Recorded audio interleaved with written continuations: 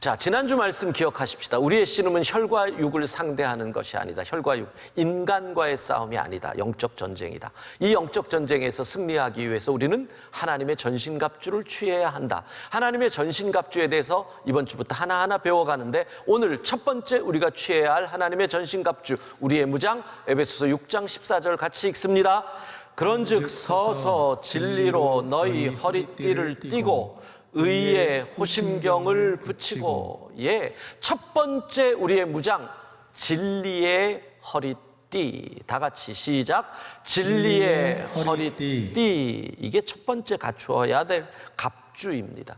그런데 왜 바울 사도는 우리의 무장 가운데 가장 먼저 허리띠를 이야기했을까요? 그것은 허리의 의미를 생각해 보면 이해가 됩니다. 허리, 신체에 있어서 상체와 하체를 지탱하는 중심이 허리입니다. 중심이라고 하는 것은 곧 그것이 기본이라는 거지요. 여러분, 허리가 삐끗해 본 경험이 있으신 분들 아실 겁니다. 똑같이 삐끗해도 손가락이 삐끗한 거는 여기로 끝나는데, 허리가 삐끗하면 눕기도 앉기도 일어서기도 걷기도 힘듭니다. 중심이라는 거죠. 우리의 힘이 허리를 통해서 온몸을 유지해 나가는, 다시 말씀드리면 기본이 되는 곳이 허리다. 그러니까 신앙의 기본, 그게 뭐예요? 진리라는 거예요.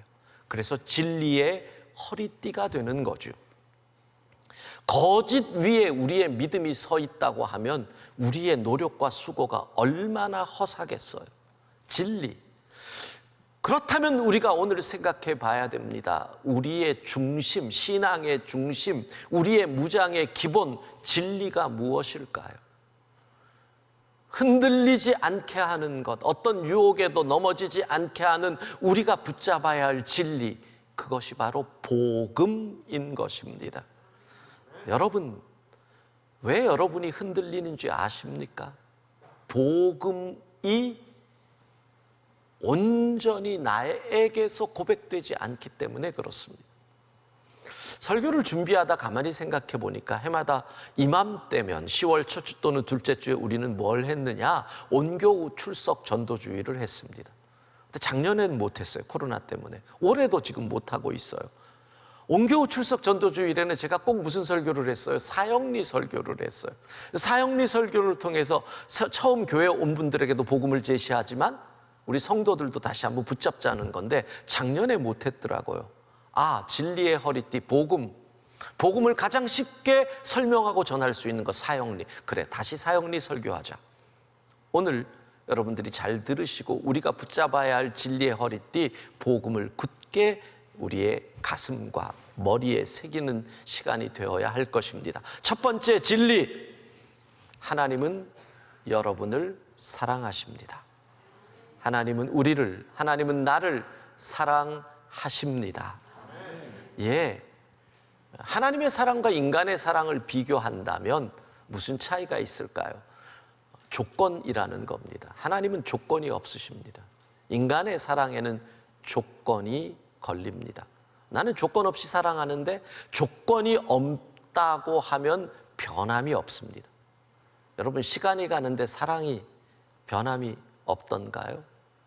제가 어제 일부 때 여전히 남편을 사랑합니까? 그랬더니 아니, 어떤 권사님이 아니요! 그래가지고 얼마나 당황스러웠는지, 그것도 바로 이 자리에 앉아가지고, 그래가지고 내가 너무너무 당황스러웠어요. 그렇게까지 노골적으로 표현 안 하셔도 되는데, 예, 여러분, 인간은 아무리 사랑해도 조건이 걸린단 말이에요. 몇 년 전에 결혼 주례를 부탁을 한 젊은 커플이 왔습니다. 제가 신랑 될 남자친구에게 물어봤죠. 어떻게 그렇게 사랑하게 됐느냐? 무엇이 너로 하여금 사랑에 빠지게 했느냐? 그랬더니 딱 그러더라고요. 이쁘잖아요. 제가 속으로 네 눈에 안경이다, 내가 그렇게 생각을 했는데, 여러분, 이뻐서 사랑하는데 30년 후에도 그 얼굴이 이쁠까요? 할머니가 돼도 변한단 말이에요. 여러분, 여러분의 남편이 회사를 그만두고 하루 종일 집에 앉아가지고 하루 세 끼 밥 해달라고 여전히 사랑하실까요? 여전히 이쁠까요? 대답해 보세요. 여전히 이쁠까요? 근데 그 짓을 5년을 해봐요. 여전히 사랑스러울까요? 우리는 흔들린다는 거예요. 상황에 따라서, 환경에 따라서. 그런데 하나님의 사랑은요, 무조건이에요. 그래서 저는 참 좋아하는 표현이 하나님은 내 모습 그대로 사랑하신다. 내 모습 그대로. 때로는요, 유혹에 걸려 넘어질 때도 있고요. 때로는 욕심 때문에 휘청할 때도 있습니다. 때로는 실패로 인해서 완전히 구정물에 빠질 때도 있습니다. 사람은 이럽니다. 야, 구정물 씻고 좀 옷 좀 갈아입고 와. 근데 하나님은 그냥 안아주십니다. 내 모습 그대로 사랑하시는 그 사랑, 하나님은 우리를 사랑하시는 줄로 믿습니다. 인간이 행복할 수 있는 이유는 그 하나님의 무한한 사랑을 공급받았기 때문입니다. 여러분, 우리는 늘 결핍 속에서 요즘은 살아갑니다. 부족함 속에서 살아갑니다. 늘 부족하다, 목마르다라고 얘기합니다. 그 이유가 뭔 줄 아십니까? 인간은 내 속에 사랑으로 차고 넘쳐야 만족하도록 하나님이 만드셨기 때문인데, 우리가 하나님으로부터 오는 사랑의 통로가 막혔기 때문입니다. 경색이라는 말 알잖아요. 동맥경화, 동맥이 막혔습니다. 하나님으로부터 오는 사랑의 통로가 막혔습니다. 그래서 우리는 결핍을 느끼는 겁니다. 행복하지 않습니다. 그래서 사람들은 생각합니다. 어떻게 하면 행복할까? 아, 돈이 부족해서 그런가 보다. 예, 돈으로 채웁니다. 퇴직금 50억을 받으며 채웁니다. 그런다고 행복할까요? 아닙니다. 권력이 있으면 행복하리라고 생각합니다. 천만의 말씀입니다. 심지어는 착한 일을 하면 내가 만족하리라 생각합니다. 그것도 아닙니다. 그것이 우리에게 만족과 행복을 주는 것이 아니라는 겁니다. 왜? 하나님으로부터 공급되는 그 길이, 사랑의 통로가 막혔을까요? 저는 목회를 하다 보면 관계가 깨어진 분들을 많이 만납니다. 그렇게 사랑하던 부부가 관계가 깨어지고요.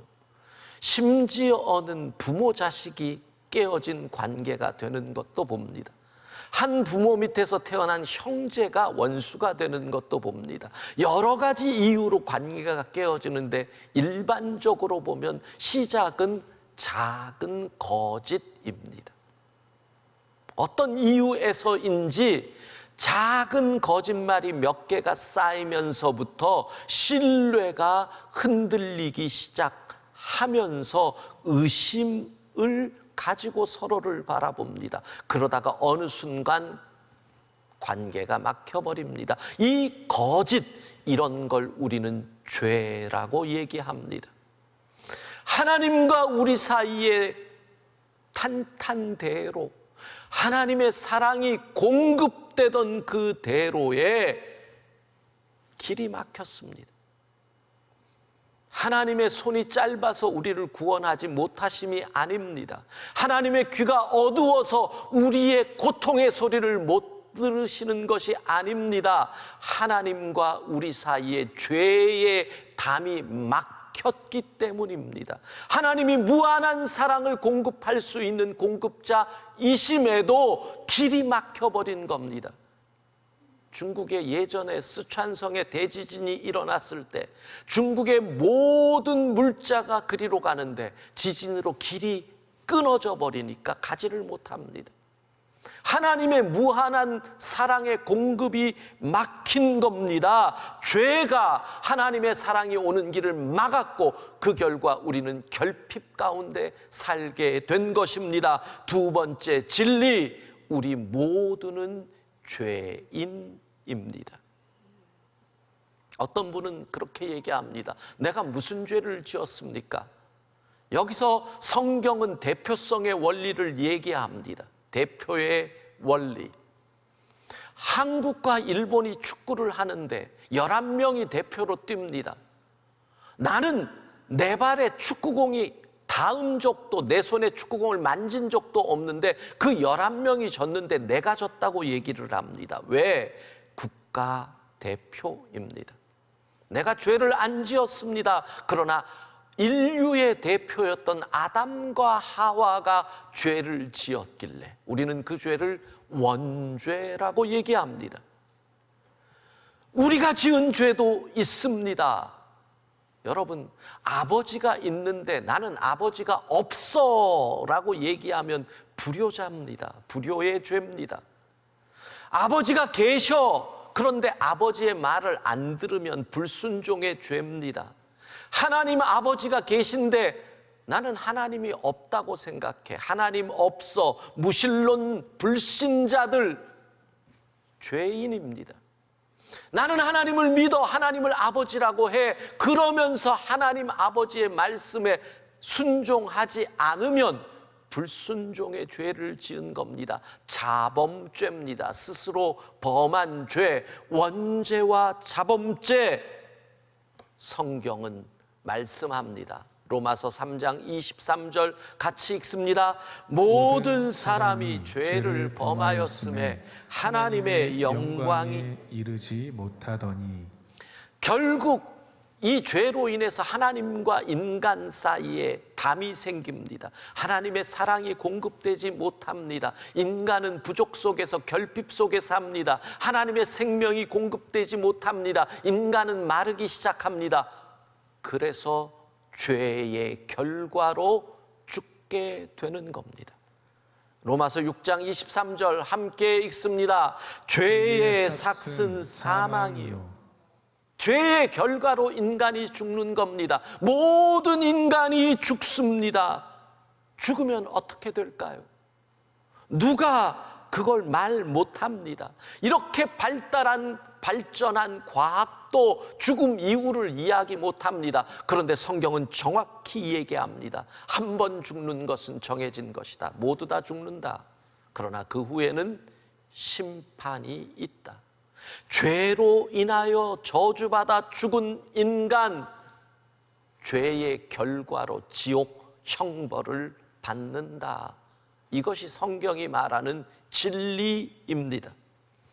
어떻게 이 저주를 해결할 수 있을까요? 어떻게 이 죄와 죽음의 굴레에서 벗어날 수 있을까요? 세 번째 진리입니다. 오직 예수 그리스도를 통해서만 죄가 해결되는 줄로 믿습니다. 여기서 우리는 또 대표성의 원리를 볼 수 있습니다. 아담과 하와가 인류의 대표인데 죄를 지어 우리에게 저주가 임합니다. 그런데 하나님의 아들 예수 그리스도께서 모든 인류를 대신해서 죄의 문제를 해결해 주십니다. 로마서 5장 18절 같이 읽습니다.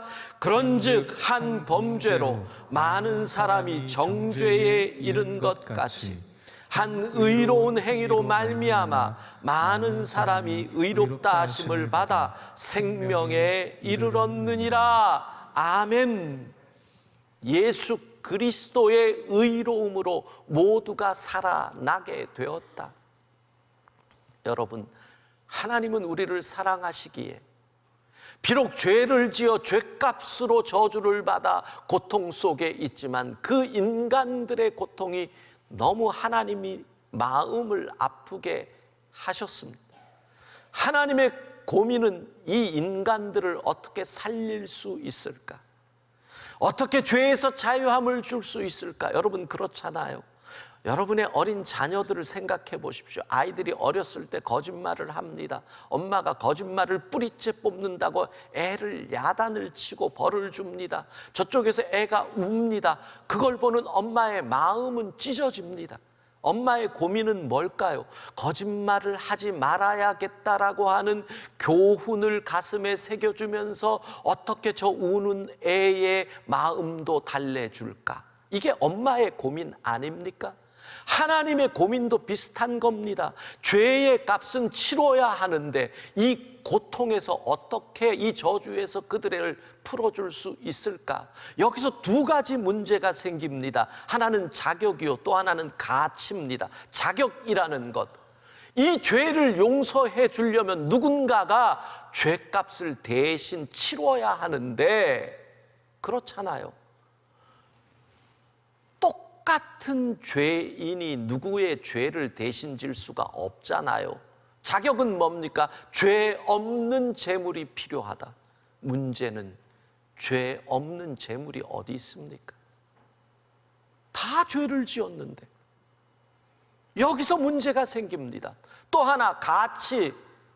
온 인류의 죄를 대신 짊어질 재물이 필요합니다. 과거, 현재, 미래의 모든 인류의 죄를 대신 짊어질 재물이 필요한데 어쩌다가 죄 없는 인간이 한 명 있었다고 쳐봅시다.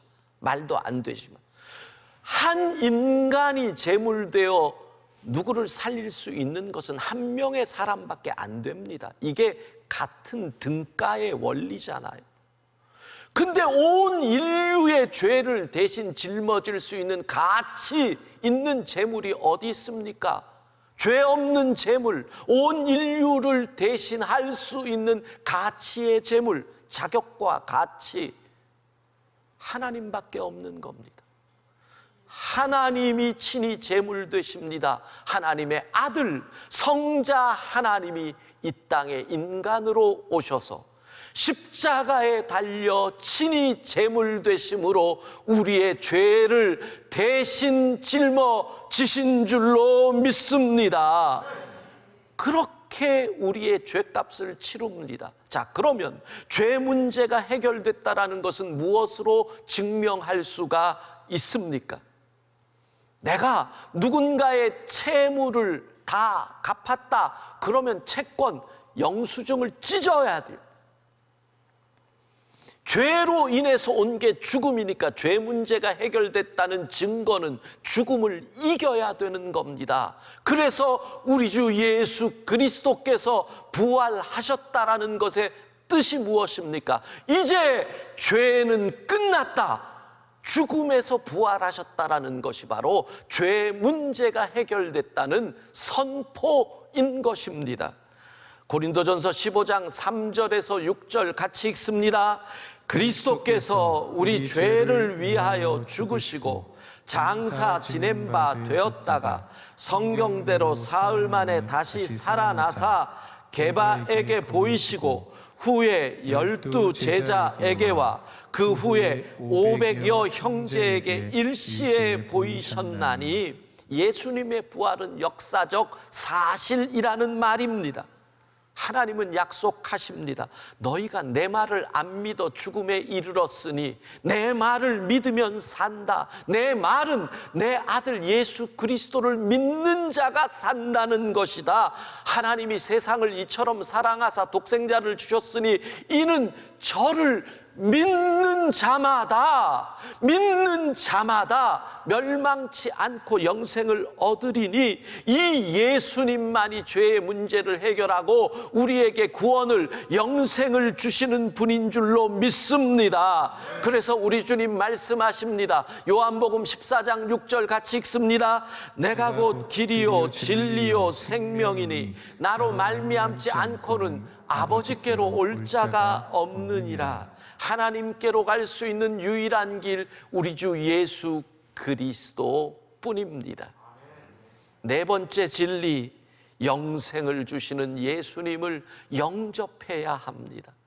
오늘 사형리 이 복음의 설교를 들으면 우리 머릿속에 하나님이 나를 사랑하시는구나. 근데 죄 때문에 하나님의 사랑이 안 와서 내가 힘들구나. 예수님밖에 방법이 없구나. 그런데 지식으로 이걸 안들 무슨 의미가 있습니까? 지식이 아닙니다. 어떻게 해야 합니까? 제가 사형리 설교를 한다니까 우리 목사님 가운데 한 분이 목사님 그러면 오늘도 짜장면 얘기하실 거예요? 왜? 사형리 마지막에 내가 늘 짜장면 얘기를 했거든요. 짜장면 뭔가요? 제가 오늘 짜장면을 얘기하면 짜장면이 이렇게 생겼고 이런 냄새가 나고 이렇게 맛있고 그러면 여기 있는 분들은 100% 입에 침이 고입니다. 11시 15분 침 고일 시간입니다. 누가 침이 안 고이냐? 자장면을 안 먹어본 분은 침이 안 고입니다. 먹어봐야 맛을 알거든요. 아무리 설명을 해서 머릿속에 들어와도 안 먹어본 분은 모릅니다.